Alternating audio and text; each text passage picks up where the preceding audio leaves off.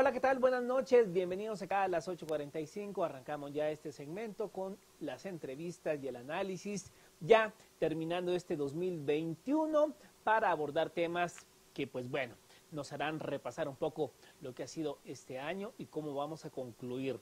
Vamos a hablar en esta noche acerca de cómo cierran las finanzas del país y las perspectivas económicas del 2022. Pero antes saludamos a Carmina Valdizán, que nos acompaña acá en el set. ¿Cómo estás, Carmina? Hola, Mario, ¿cómo estás? Pues ya acá esperando que llegue el nuevo año. Así es. ¿Cómo pasaste la Navidad? Sí, pues tranquilo, la verdad que bastante tranquilo. Un poco, digamos, ya no tanto como la del 2020, ¿verdad? Así es más, viendo un poco más de familia cercana. Claro, así es. Pero bueno, Carmina, vamos a arrancar con los temas que nos ocupan en este segmento. Perspectivas económicas 2022 y cómo cierran las finanzas de Guatemala en el 2021. Para ello nos enlazamos con el ministro de Finanzas Públicas, Álvaro González Richie, para hablar de estos temas. Ministro, muy buenas noches, bienvenido. Bienvenido, señor ministro, buenas noches. Buenas noches, ¿cómo han estado? Siempre aquí, un gusto estar con ustedes. Gracias. Señor ministro, pues bueno, hagamos un resumen de lo que fueron las finanzas del país en el año 2021. Bueno, tal vez solo arrancar diciendo que este fue un año espectacular. Realmente fue un excelente año, tomando en cuenta que venimos de un año complicado, como lo fue en el año 2020. Fue un año, pues por el COVID, ETA, IOTA, Amanda, Cristóbal, que nos pegaron pues varios imprevistos, donde hubo que tomar medidas de emergencia, como la aprobación de algunos préstamos en el Congreso, la implementación de programas sociales, estabilizar la economía, pues encierros, pues que a nadie nos gustó tener que sufrirlos, pero se logró un decrecimiento el año pasado, únicamente el 1.5%, diríamos uno de los menores decrecimientos a nivel mundial, y ese decrecimiento bajo nos permitió también que durante este año esa misma inercia nos vaya a llevar a un crecimiento que pudiera estar cercano al 7,5%, que hace 40 años no teníamos un crecimiento económico de esa naturaleza. Lógicamente ese crecimiento económico implica una mejor recaudación nos va a permitir comenzar el año 2022 con un saldo de caja también histórico, va a ser arriba de los 10,000 millones de quetzales, y los indicadores pues también de un presupuesto aprobado, porque recordemos que ahora también se aprobó un presupuesto, llevamos desde el año 2019 de estar trabajando con el mismo presupuesto, los indicadores que nos arrojan estos presupuestos a niveles de deuda versus el Producto Interno Bruto, a nivel de déficit fiscal, a nivel de carga tributaria, son totalmente positivos. Y bueno, a eso mismo es que estuvimos hace algunos días en Nueva York con el presidente del Banco Central, el presidente de la Asociación Bancaria de Guatemala, expresando y exponiendo estos resultados con el objeto que en la primera revisión del año 2022 logremos como país pues claramente tener una mejor calificación que nos va a beneficiar no solo en la atracción de inversiones, sino en el mercado secundario de los bonos que nosotros emitimos en el exterior. Precisamente usted hacía referencia al punto de inflexión que significó para la economía local y bueno, la economía mundial, el tema de la pandemia en el 2022 y pues bueno, el segundo año, el 2021. Cerrando ya el 2021, ¿cómo pudiese calificar usted, ministro, esta recuperación económica? Estamos a un 50%, a un 70%, a un 80% de lo que éramos antes de enero 2020. Estamos mejor que de lo que éramos no solo antes de enero 2020, sino a finales del año 2019, que tal vez son dos espacios diferentes.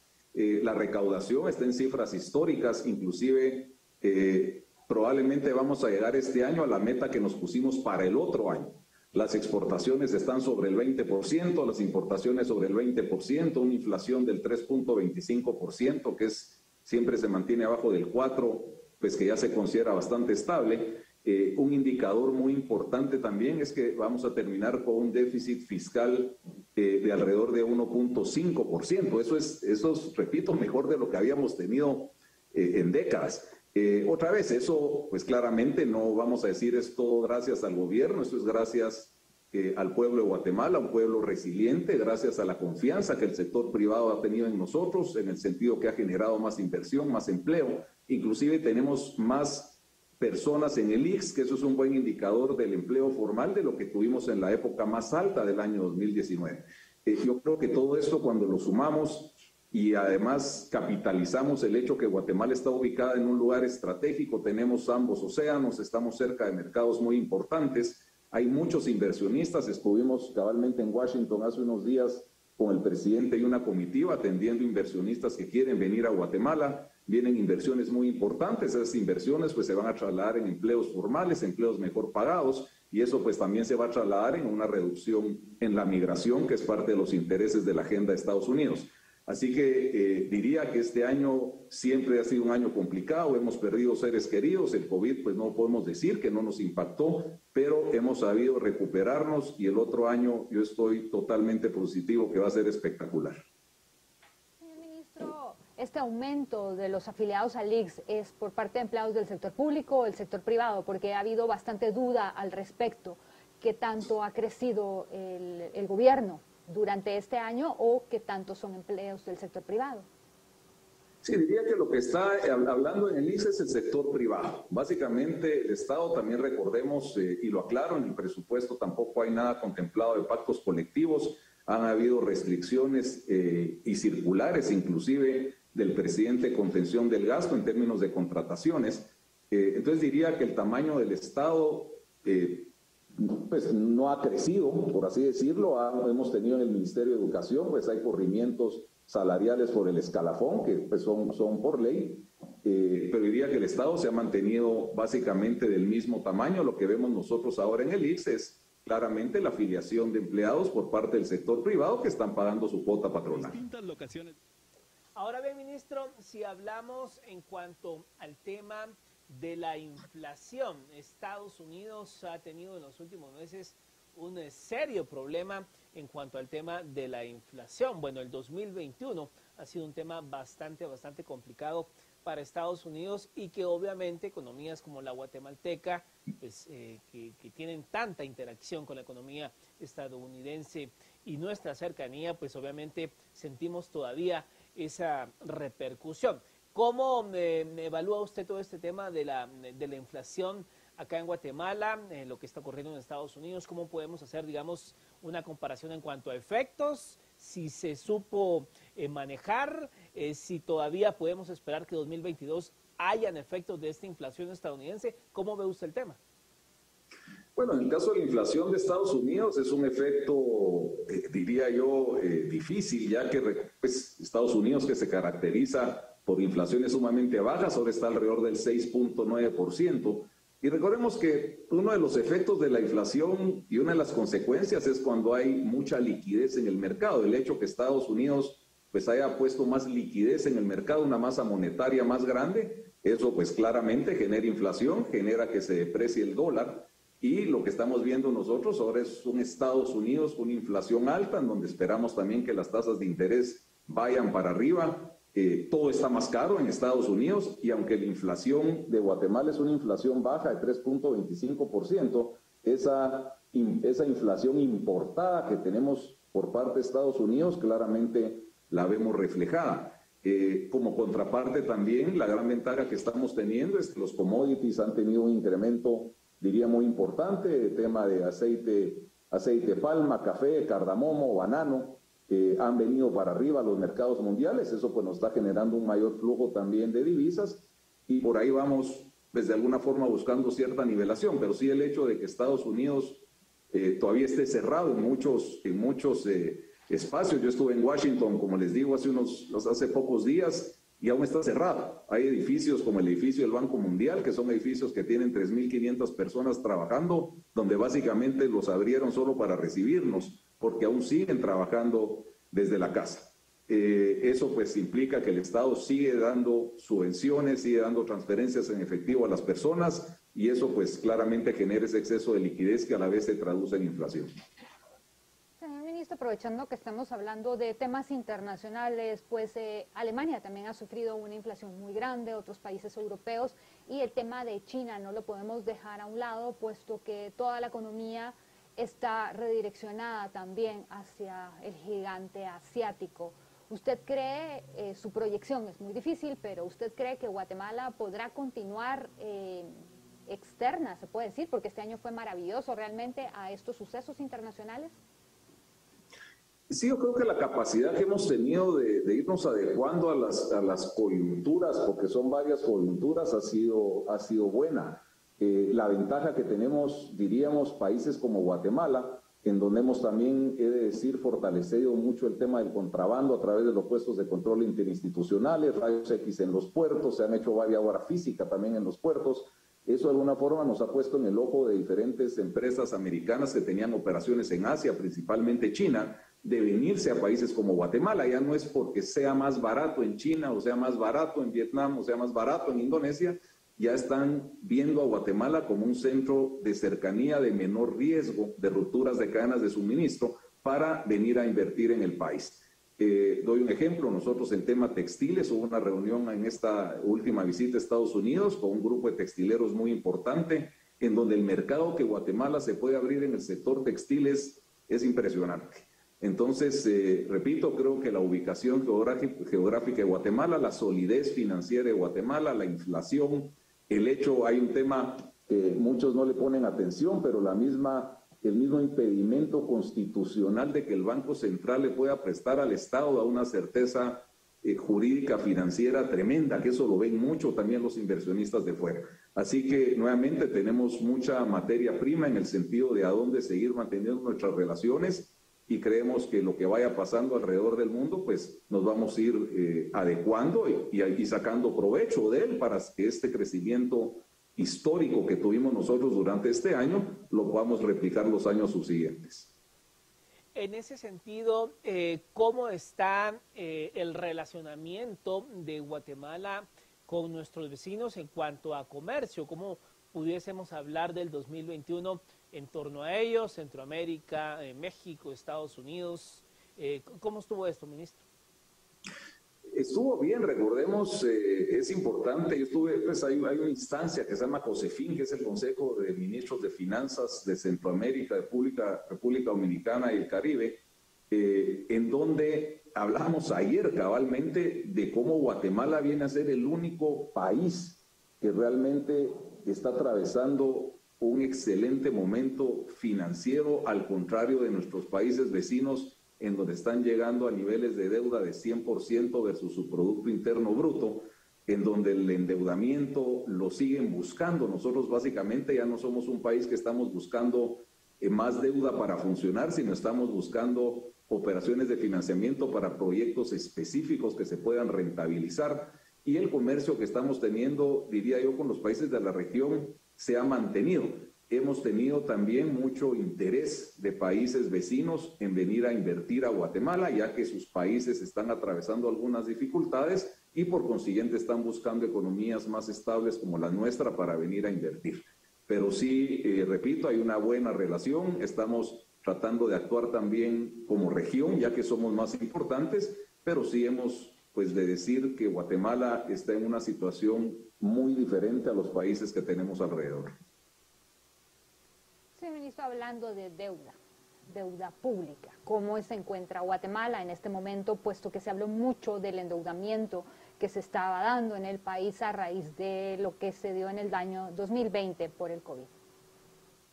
Sí, la deuda es importante que la midamos en relación al déficit fiscal, que es cuánto de deuda nosotros necesitamos para cubrir el presupuesto, y eso lo relacionamos nosotros pues claramente al Producto Interno Bruto. ¿Qué es lo que pasa acá?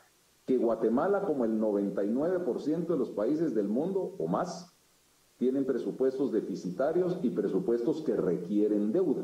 Nosotros como Guatemala somos un país que requiere deuda. Entonces a nosotros se nos mide en el déficit fiscal, que repito es esa parte del presupuesto total que utilizamos nosotros como fuente de financiamiento, puede ser deuda interna, puede ser deuda externa. Importante para este año es que el presupuesto está creciendo de 94.354.20 millones a 106.269 millones únicamente con recaudación. Este es el primer año, pues por lo menos que yo me recuerde, en donde estamos teniendo nosotros un crecimiento del presupuesto del 15% aproximadamente, pero estamos creciendo no con más deuda, estamos creciendo únicamente en recaudación, Y el hecho de estar creciendo únicamente con esa recaudación, pues nos pone a nosotros indicadores sumamente sanos en el sentido de cómo estamos administrando nosotros ese presupuesto. La deuda inclusive bonificada que nosotros habíamos presentado al Congreso de la República en el ejercicio que se entregó por parte del Ministerio de Finanzas el 2 de septiembre, como manda la ley, requería 16.900 millones de quetzales de deuda bonificada en comparación a los 20.000 millones de este año y en comparación a los 28.000 millones del año pasado. Nosotros vemos que la tendencia del nivel de deuda que requerimos para financiar el presupuesto viene para abajo. Lo bajamos inclusive 1.000 millones más para un requerimiento de 15.900 millones. La idea que es como a nosotros de alguna forma nos evalúa el Fondo Monetario Internacional, que es para tener nosotros una macroeconomía sana y un nivel de repago de deuda estable, nos dice que deberíamos tener déficits fiscales entre el 2 y el 2.2%. Inclusive el año pasado tuvimos un déficit fiscal del 4.9% por las operaciones de financiamiento a raíz del COVID. Este año vamos a cerrar, repito, en niveles de décadas debajo, probablemente el 1.5%. ¿Eso por qué se da? Porque tuvimos nosotros un nivel de recaudación, diría, bastante más alto de lo esperado, y lo que queremos hacer es mantener ese nivel de deuda en alrededor del 2%. Como yo digo siempre, el problema no es la deuda, es el uso de la deuda. Si nosotros nos estamos endeudando para algo que nos genere rentabilidad, como pudiera ser una autopista, proyectos del tren, proyectos que nosotros se rentabilicen para el país, la deuda no es mala y se va a pagar. El problema es, pues claramente, cuando uno utiliza la deuda simplemente para operaciones de funcionamiento, lo cual eso pues no lo vemos rentabilizado de la manera que lo veríamos cuando invertimos nosotros en infraestructura física. Ahora bien, ministro, en este contexto, si hablamos también de las remesas, el impacto que ha tenido esto en la economía local y regional, con índices también y niveles históricos en cuanto a ingresos de remesas al país, tomando en cuenta el componente del COVID-19, 2020 y 2021. ¿Con qué números ha cerrado Guatemala en torno a esto y cómo también ha oxigenado la economía local? Sí, probablemente este año vamos a estar cerrando arriba de los 15.000 millones de dólares de remesa. Eso es un incremento del 30% en relación al año anterior. No creemos que ese número baje y no creemos que baje porque hay mucha demanda laboral en Estados Unidos. Inclusive el plan Biden, que ya lo anunció, de infraestructura, va a requerir mucha mano de obra y eso pues sigue incentivando que las personas se vayan para allá. Es importante también hacer notar que sobre el 30% de la migración no es toda irregular. Alrededor de un 30% es migración regular, personas que se van a Estados Unidos de una manera regular porque tienen mejores ingresos económicos. Es un tema complicado, realmente es un tema complicado porque no todas las personas tampoco se van porque no tengan trabajo. Hay personas que se van simplemente porque aunque ganen aquí el salario mínimo, van a ganar 5 veces más en Estados Unidos y dicen, bueno, pues vamos a ir a buscar oportunidades allá. Las remesas, repito, representan alrededor del 15.5% del PIB, pues representan alrededor del 20% en El Salvador. Aquí sigue siendo un componente alto que genera dinamismo a la economía. La mayoría es consumo, aunque ahora estamos viendo nosotros que el destino de las remesas están yendo también a construcción de vivienda y otro tipo de destinos que sí generan formación bruta de capital, que eso también es bueno, pero sí, nuevamente, las remesas no creemos nosotros que vayan a seguir bajando por las condiciones que estamos viendo nosotros en Estados Unidos, aunque repito, parte de los lineamientos de las conversaciones que se han tenido con Estados Unidos es que nosotros hagamos estos esfuerzos para detener la migración. Y como decíamos anteriormente, ¿cómo vamos a evitar nosotros que las personas vayan y se vayan a Estados Unidos? Ofreciéndoles trabajos formales y bien remunerados acá. ¿Y eso cómo lo vamos a hacer? Generando inversión, y no es el gobierno el responsable de generar, por así decirlo, esa demanda laboral, sino el gobierno tiene que dar las condiciones y la infraestructura necesaria para que el sector privado, ya sea local o ya sea extranjero, invierta en el país, requiera también mano de obra más calificada, se le pueda pagar mejor, eso va a generar impuestos, esos impuestos invierten de regreso y de esa manera pues empezamos nosotros, pues por así decirlo, a hacer a que la rueda camine. Señor ministro, hablando bueno, regresando precisamente al tema que usted acaba de mencionar de esta inversión, ¿cómo nos ha ido con las calificadoras? Miren, fue una visita extremadamente buena. No cabe duda, pues ustedes lo deben haber vivido porque también ya mucho de las entrevistas las hacen por la vía virtual. No es lo mismo virtual que personal. Las calificadoras generalmente mandaban sus misiones a los países, aquí teníamos chance de atenderlos, eso pues desde la pandemia no se dio, y no es lo mismo platicar en una vía virtual que realmente irlos a visitar. Esta visita se fue el presidente del Banco Central, el licenciado Sergio Recinos, que es un técnico de primera línea que conoce muchísimo toda la macroeconomía del país de una manera muy técnica. Se vino el ingeniero Luis Lara, que no solo es gerente del banco más grande del país, sino también es presidente de la Asociación Bancaria de Guatemala y miembro de Junta Monetaria, y en mi caso particular me fui también como ministro de Finanzas, presidente del directorio de la SAT. Entonces íbamos diría que entre los tres teníamos muy bien blindado todos los aspectos que las calificadoras pues querían saber, y esto acompañado a una muy buena presentación de qué es lo que buscan estas calificadoras. Creo que dejamos muy claro que la percepción no necesariamente empata la realidad, y eso es lo importante de estas visitas.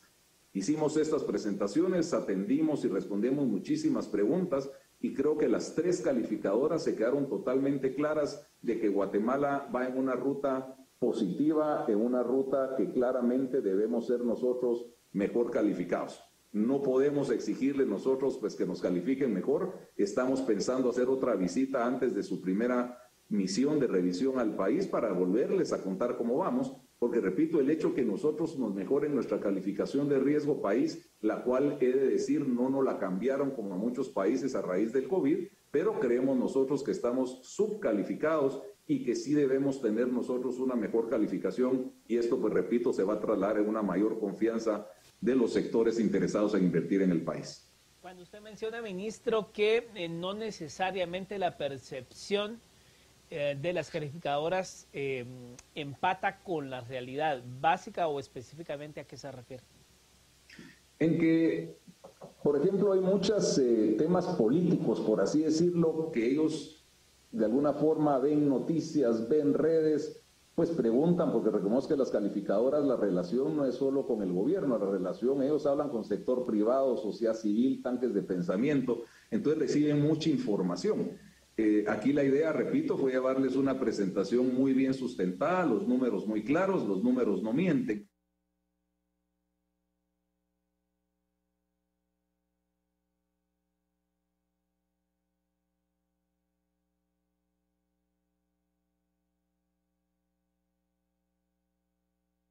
Leyes, así como fue la aprobación del presupuesto, fue la aprobación de la primera alianza público-privada de la carretera Escuintla-Puerto Quetzal, que va a ser un parteaguas en el desarrollo de la región. Entonces, todos estos temas, repito, no los tienen totalmente claros. A raíz de eso es de que la idea de la visita fue entrar a nivel de detalle de cualquier duda que ellos pudieran tener, porque, repito, los números que nosotros tenemos son la realidad, y esa realidad se tiene que volver percepción. Tenemos que comunicar mejor lo que está haciendo el país en diferentes sentidos, porque eso pues claramente influye en la manera y diría yo en el grado que nos dan a nosotros como país. Señor ministro, el tema de que se haya aumentado la recaudación es muy bueno y crea muchas interrogantes. Por ejemplo, usted habla de que se ha podido detener bastante el contrabando, pues obviamente ahí se puede decir que ingresó. Pero ¿usted creería que solo eso, también la simplificación tributaria de la que tanto se ha pedido y finalmente se está dando en nuestro país? Porque definitivamente la aplicación electrónica de la SAT para que las personas puedan emitir y recibir facturas es mucho más sencilla, y eso podríamos empezar en algún momento, ¿considera usted, a poder llevar a la formalidad a este 70% aproximado de personas que se encuentran fuera de la formalidad? Mire, yo le diría que sí. Aquí hay algo que nosotros capitalizamos mucho en estas visitas, porque vemos nosotros que en algunos países el rebote, por así decirlo, de lo que cayeron a lo que subieron, es más rápido de lo que sucedería en años normales. Aquí en el tema de la recaudación, es que lo que se logró no es una coyuntura. Cierto que hubo un rebote, aunque repito, es un rebote que parte de menos 1.5%, que es un número muy bajo, pero no es una coyuntura. Esto se debe a lo que se ha hecho en SAT en términos de la implementación de mecanismos electrónicos como la factura electrónica en línea, el RTO en línea, los módulos que tenemos ahora nosotros para tener un mapeo a nivel de detalle de los diferentes sectores, como puede ser azúcar, palma africana, cardamomo, maquilas, lo que es importación de hilo, fortalecimiento de las aduanas, rayos X, o sea, todo lo que estamos viendo nosotros ahorita no es algo que se va a ir, no es algo como que pasó ahorita y no va a seguir pasando. Tenemos nosotros, diría, un plan operativo anual muy agresivo en SAT, en donde todo esto se va a seguir fortaleciendo, y sí, claramente el hecho de que sea más fácil pagar impuestos va a hacer que tengamos una mayor base de recaudación. Guatemala, pues no todo es bueno, tenemos también que aceptar que nuestra carga tributaria es baja, aunque subió alrededor de un 1% este año, lo cual también, repito, es un tema también con poco precedente, pero tenemos que tener una mayor carga tributaria, y esa mayor carga tributaria no la vamos a tener pagando impuestos, la vamos a tener ampliando la base, y la gente va a pagar sus impuestos. Esa formalidad de la que usted bien habla, la vamos a tener si es sencillo pagar los impuestos. Con la factura electrónica en línea uno puede llevar su contabilidad en el teléfono, uno puede sacar su NIT en línea, uno puede actualizar su NIT en 2 minutos, perdón, su RTU en 2 minutos. Entonces, yo creo que toda esa facilitación y toda esa implementación de mecanismos tecnológicos para facilitar la recaudación, lo estamos viendo, lo vamos a seguir viendo los próximos años, y he de decir también que eso lo que nos ha permitido es una mucho mejor capacidad de fiscalización. La meta que teníamos nosotros en fiscalización la triplicamos. ¿Por qué? Porque antes, cuando uno fiscalizaba y uno pues pedía información de alguna empresa y le daban las facturas físicas, no es lo mismo que ahora recibirlas de manera electrónica. Lo que antes tomaba pues un mes, ahora toma 1 hora. Y otro tema importante que no mencionamos es la devolución del crédito fiscal de exportaciones, que teníamos una presa que sobrepasaba los 2.500 millones, la cual hemos devuelto más de 2.000 millones, por la sencilla razón que ahora la ley dice que al estar inscrito en el régimen electrónico, nosotros tenemos 60 días para devolver ese crédito fiscal. Eso pues claramente es un incentivo tremendo para los exportadores, para los inversionistas de fuera. Y repito, todo esto pues viene de la mano del apoyo que estamos teniendo de la banca multilateral, del Fondo Monetario Internacional, en poder replicar estas historias de éxito que han habido en otros países con la implementación de tecnología de primera línea, la cual estamos utilizando nosotros ahora en SAT. Ministro, hablemos ahora un poco de las exportaciones. ¿Qué tanto le ha ido bien a Guatemala en este tema, tomando en cuenta pues toda la complejidad que ha habido en el mundo en estos últimos meses, no solo por el tema de la pandemia, esta denominada crisis de los contenedores, todo este tema? ¿Cómo podemos cerrar el 2021 hablando específicamente de este rubro exportaciones? Pues vamos a cerrar sobre el 20% arriba de lo que esperábamos. Entonces creo que las exportaciones también han sido súper exitosas, y principalmente porque los mayores productos que nosotros exportamos son productos que, independientemente de la pandemia, la demanda ha subido. Y otra vez es oferta y demanda. Cuando la demanda sube, los precios suben, y a raíz de eso es que vemos nosotros que tanto el aceite de palma, el cardamomo, el banano, el azúcar, el café vienen para arriba, porque hay una mayor demanda y son los mayores productos que Guatemala produce, vale la pena la redundancia. Entonces, las exportaciones, repito, ha sido un comportamiento excelente en el sentido de que hemos tenido ese crecimiento. Eso pues nos ha generado una mayor cantidad de divisas, nos ha permitido pues claramente mantener un tipo de cambio estable, una inflación baja. Pero otra vez diría que en este rubro también ha tenido un excelente desempeño durante este año. Señor ministro, ¿eso significa que los temores que siempre decían los exportadores con respecto a los productores, por ejemplo, en México, porque entonces había que justificar la devaluación del quetzal y demás, esto ha demostrado que no necesariamente es eso, sino que es una exportación abriendo mercados y aprovechando oportunidades, que se desliga totalmente del tipo de cambio? Bueno, sí, inclusive ha habido un esfuerzo grandísimo de ubicar ciertos productos en mercados como Estados Unidos que no teníamos, y ha sido parte de las visitas que se han hecho de ciertas delegaciones a Estados Unidos, por ejemplo, el aguacate Hass. El aguacate Hass, para empezar, se inventó en Guatemala, se hizo aquí en Guatemala. Nosotros no lo podemos mandar a Estados Unidos, pero resulta que lo producen en México y México sí lo manda a Estados Unidos. Entonces no solo es seguir con los mismos productos tradicionales, que repito, los precios a nivel mundial han subido y eso nos ha generado a nosotros mejores condiciones, sino empezar a abrir nosotros mercados como con el aguacate, que ahora lo podemos exportar nosotros a Italia, estamos buscando poderlo exportar también a Estados Unidos y seguir utilizando, pues salir nosotros de los cultivos tradicionales que no sacan a nadie de la pobreza. O sea, una persona que siembre maíz no va a salir de la pobreza. Una persona que siembre aguacate, por ejemplo, y que se organiza a través de cooperativas para poder generar volumen y economías de escala y eso mandarlo a Estados Unidos, por ejemplo, sí va a sacar a las personas de la pobreza. Entonces, repito, aquí no solo es de que lo que hacemos siempre nos vaya bien, sino que realmente empezar a buscar estos nuevos mercados, estos nuevos productos, esta apertura que es la que hemos estado nosotros solicitando en diferentes países, la cual se está dando, y para que de esta manera, repito, en el fondo la preocupación sigue siendo en muchos casos la migración, la desnutrición, la pobreza. Esto lo vamos a ir nosotros subsanando a través de generar este tipo de facilidades a los agricultores que tengan productos que generen claramente un mucho mayor rendimiento de los productos tradicionales que ellos siembran. Si hablamos ya de cara al futuro, ministro, ya el 2021 pues comienza a hacer historia, ya hemos repasado un poco los principales rubros en cuanto a cómo quedan las finanzas y la economía en este 2021 que agoniza.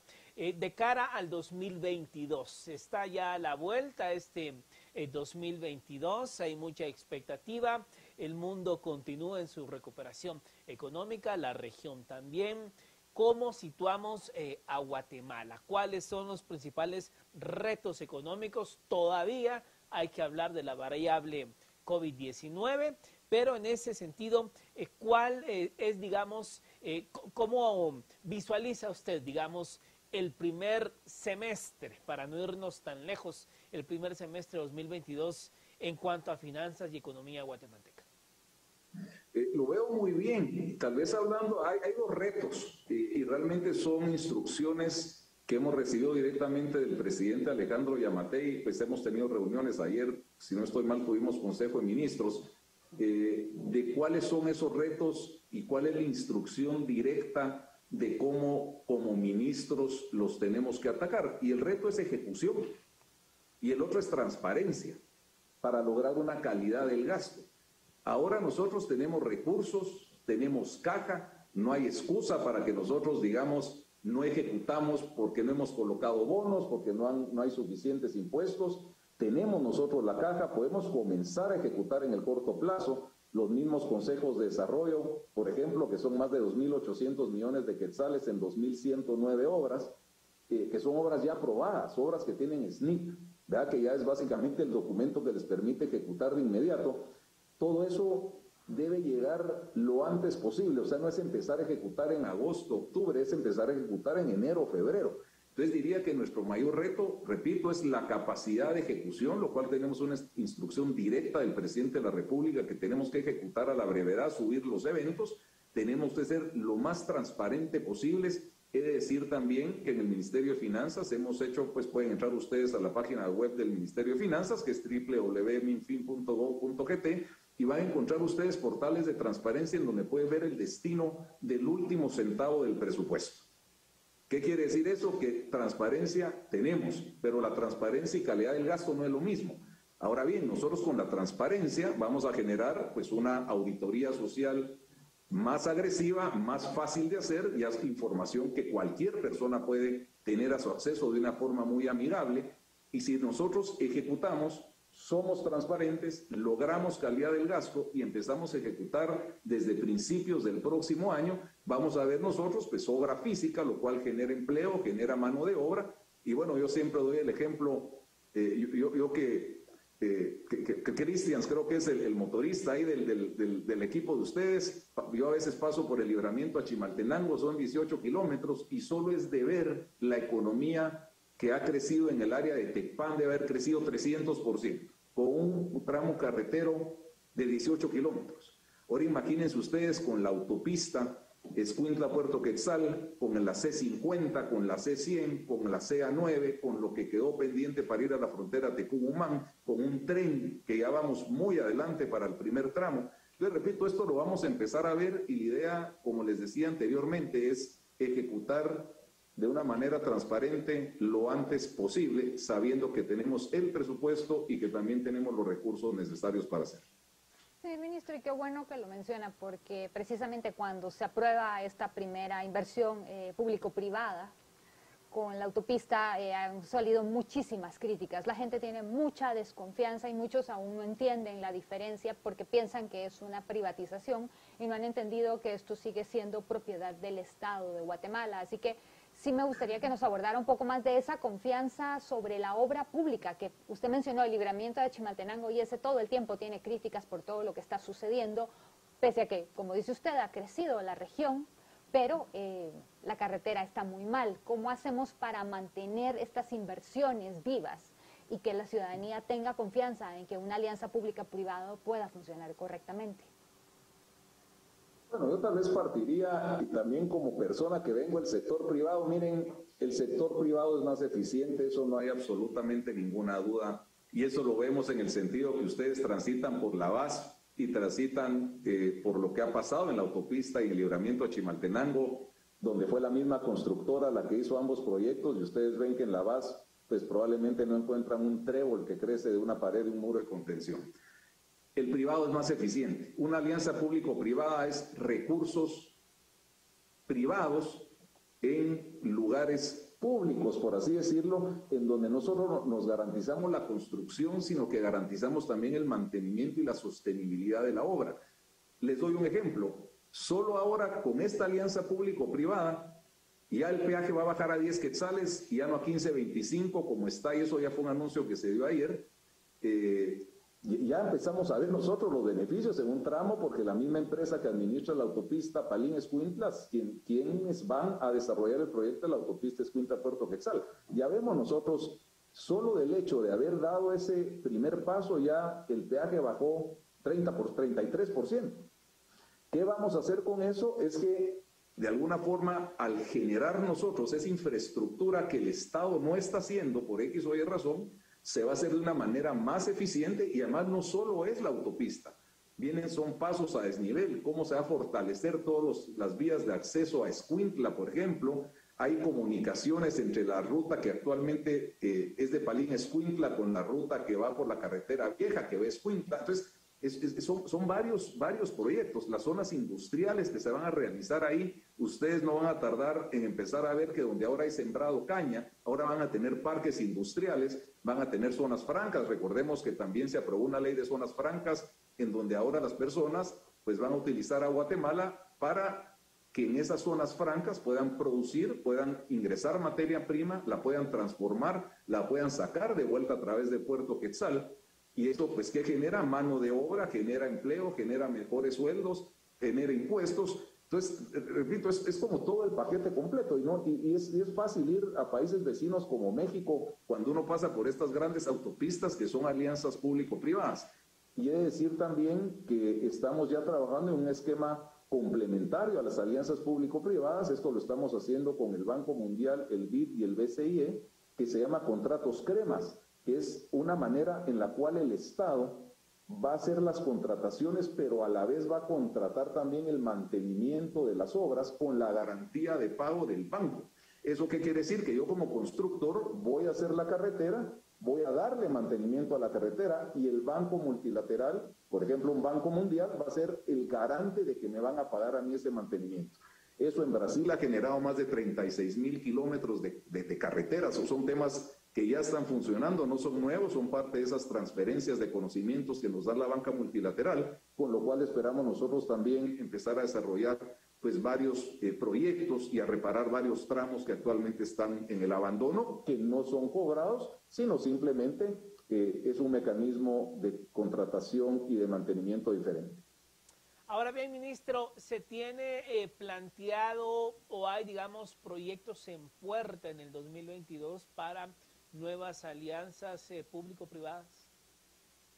Tenemos el tema de alianzas público-privadas, Por ejemplo, aunque esto no es una alianza público-privada específicamente, está el Aerometro, que eso ya está en primera lectura en el Congreso, eso esperamos que pase a la brevedad. Aquí lo público, pues claramente es que se está dando el espacio para que ellos puedan hacer las infraestructuras necesarias. Esto es un proyecto que va a dar mucha viabilidad y visibilidad a Ciudad Capital. Está también la parte del Metroriel, que es otro proyecto que tiene la municipalidad, que es otro tema que va caminando. Pero diría que había habido poca agresividad, por así decirlo, en este tipo de proyectos, porque imagínense que esta primera alianza público-privada se firmó hace 5 años.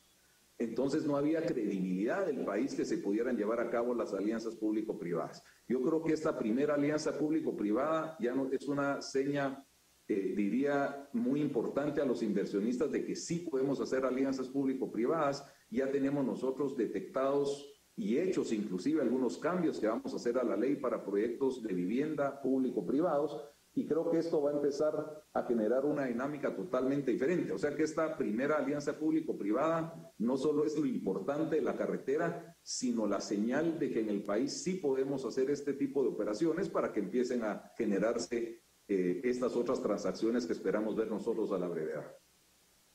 Señor ministro, y como una proyección final, ya acercándonos al final del programa, también para el año 2022, de forma que estas finanzas, esta pues tranquilidad que puede darle al gobierno, que la economía esté bien, que las finanzas públicas estén sólidas, ¿cómo puede beneficiar eso también al ciudadano? Porque hay muchos temas que fortalecer en nuestro país. Bueno, sí, diría yo que es el reto que siempre ha tenido el país, cómo llevar esa macroeconomía sana a esa microeconomía que pudiéramos llamar las unidades económicas individuales, que pueden ser las personas, llamámoslos de esta forma. ¿Cómo es que estamos también en lo grande y tenemos esta brecha a lo pequeño en muchas partes del país? Estamos, repito, invirtiendo mucho este año en lo que es el sector salud, incremento al presupuesto sobre el 50%, se está invirtiendo, diría, bastante en capital humano a través del Ministerio de Comunicación. Hay un programa de becas que ya lo tenemos implementado de 100 millones de quetzales para becas de bilingüismo e enfermería, donde ya tenemos demandas de call centers que van a contratar 20,000 personas al año garantizados. Solo tienen que tener cierto nivel de inglés. Toda la parte de seguridad y justicia, al Ministerio Público, por ejemplo, se le está incrementando su presupuesto sobre el 75% para poder echar a andar las diferentes fiscalías que ahora tenemos en todos los municipios del país. Eso también es, de veras, es un hito. Tenemos nosotros fiscalías en todos los municipios del país. Eso va a generar también bastante certeza a la población.